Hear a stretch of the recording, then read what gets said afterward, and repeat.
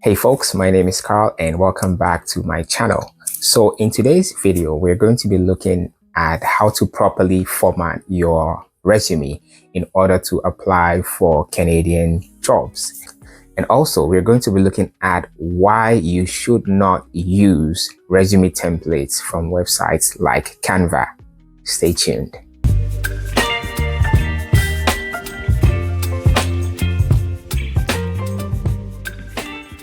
So when applying for jobs, it is proper for you to be able to tailor your resume to that specific job market. It is the same case when you're applying for jobs in Canada. And one question that I get asked often is if Canada has a specific CV or resume template that needs to be used for all job applications.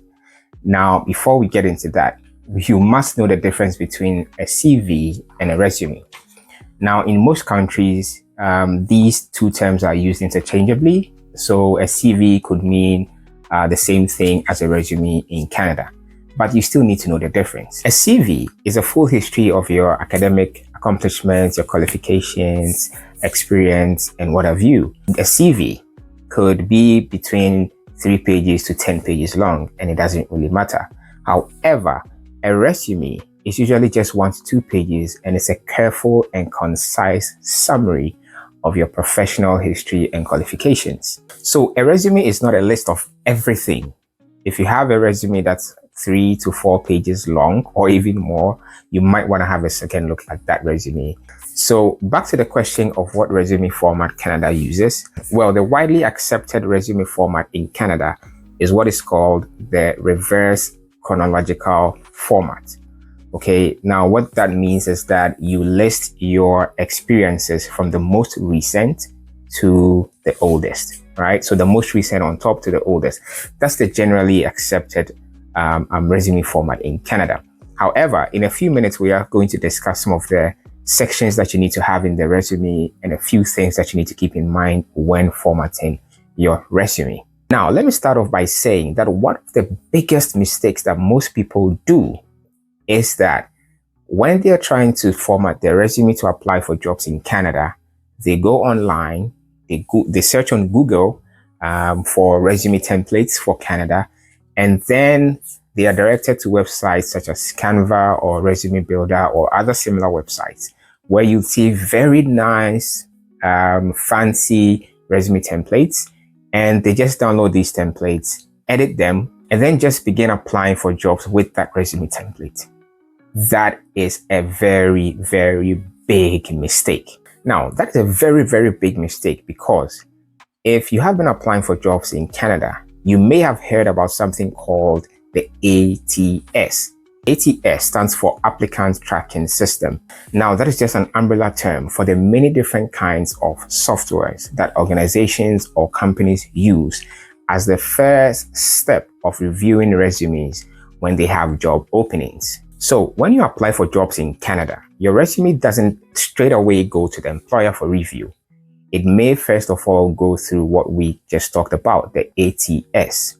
So the ATS should be able to read the resume that you uploaded. Now, if the ATS is not able to read that resume, then you may not stand a chance of even getting the job. I mean, your resume would not even go past the ATS to the hiring manager or the recruiter.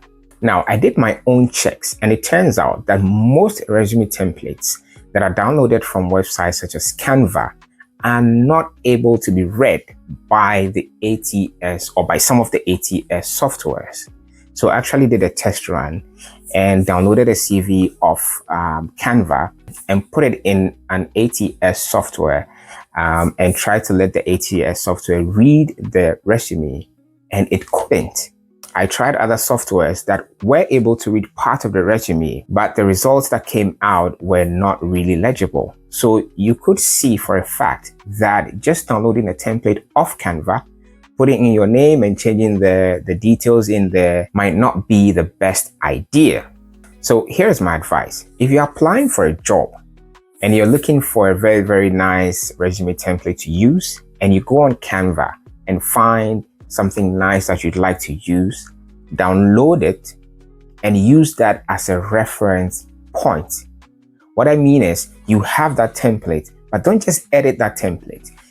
Open a new Word document and just use the one you downloaded as a reference point and make that CV all over again. Now, that might sound like a lot of work, but trust me, it pays off.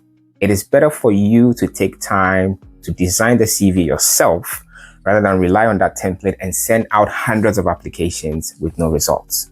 So the choice is yours, okay? So I'm not necessarily against Canva or Resume Builder or any of the other websites that offer very nice and free templates for you to use.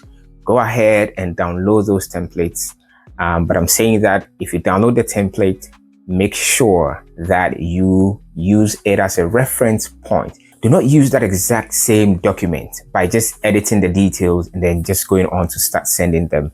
They might not be able to get past the ATS systems.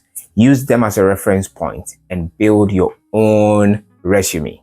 Now we're going to look at how to actually design your own resume. Make sure you have 5 important sections that I'm going to be talking about briefly in your resume, and use that resume to apply for jobs. Now, when it comes to building your own resume or writing your own resume, I like a very, very nice quote that I heard some years back. And the quote says that simplicity is the ultimate sophistication. Keep that in mind. When you are designing your resume, you want to keep it very, very simple. Okay? Very simple. And make sure that you prioritize readability. Like I said, most of these companies are using the ATS, because guess what?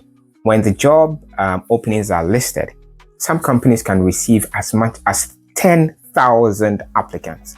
Now, you do not expect a human being to be seated going through 10,000 applications in order to find or to shortlist maybe 10 or 20 for interviews, right? So they're going to use a software. So you need to make sure that your resume is able to at least go past the software, because it is after that stage that the hiring manager is now going to look at that resume themselves and, decide whether they give you a call or not. But if you're not getting past the 8 years at all, then, your chances are really, really hindered. Another tip before we talk about the 5 main sections is that when you are designing or building your resume, make sure that first of all, you stay away from 1, funky graphics, 2, funky fonts. Some of the templates that you may download from Canva have these fancy fonts and graphics and all of that, and you're tempted to use those. Now, those are not readable by the ATS. So first of all, stay away from those templates with fancy fonts. Stay away from templates with fancy graphics. If you're building your own resume, also stay away from funky or fancy pictures. Okay? Those are not necessary. Like I said, keep it simple. Now, here are the 5 main sections that you must have. So maybe we can call this the Canadian resume template, right? So here are the 5 main sections that you must have when you are designing or building your own resume. Okay, here are the 5 main sections. Now, section 1, your name. Okay, your name. This goes without saying. Make sure you have your name included in your resume. Secondly, make sure you have your contact information in your resume. Okay, make sure you have your contact information in your resume.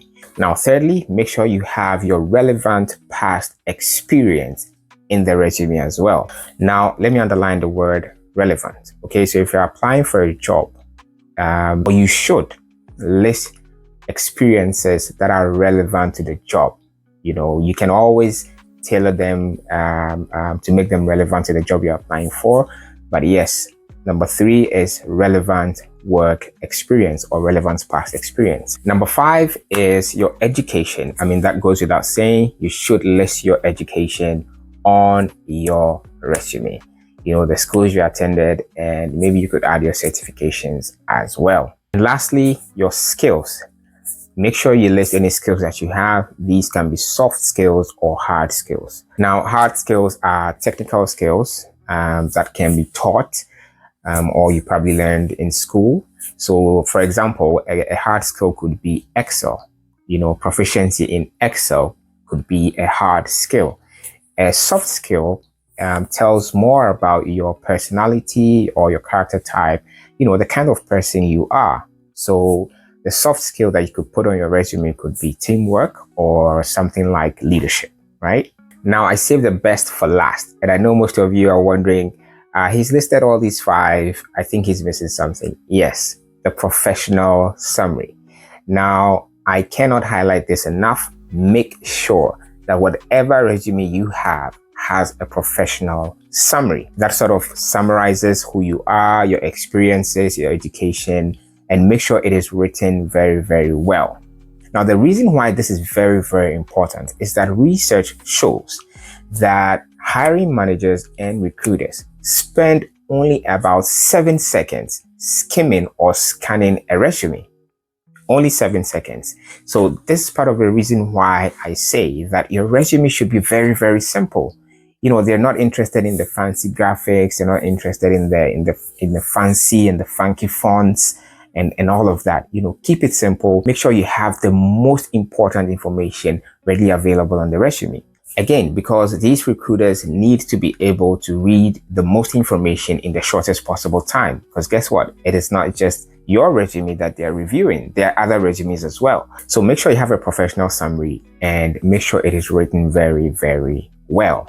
Now, other additional sections that you could add to your resume are any international languages that you speak.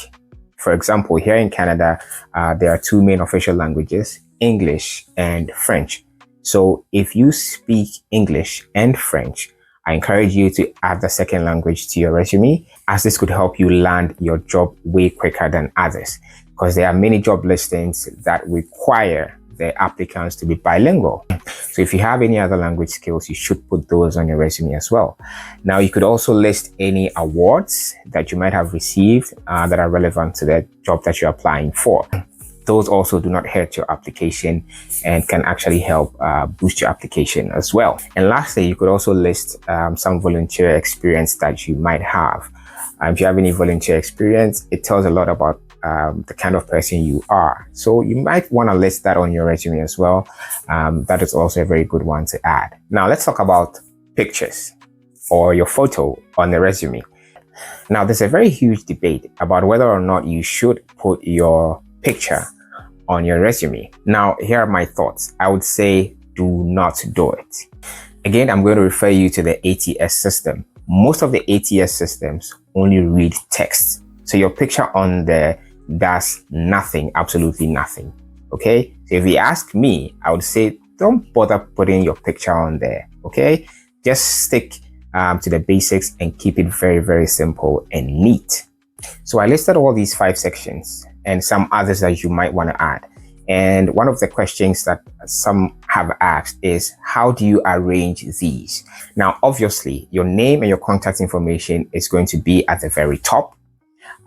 Also, again, your professional summary should come after your name and the contact information.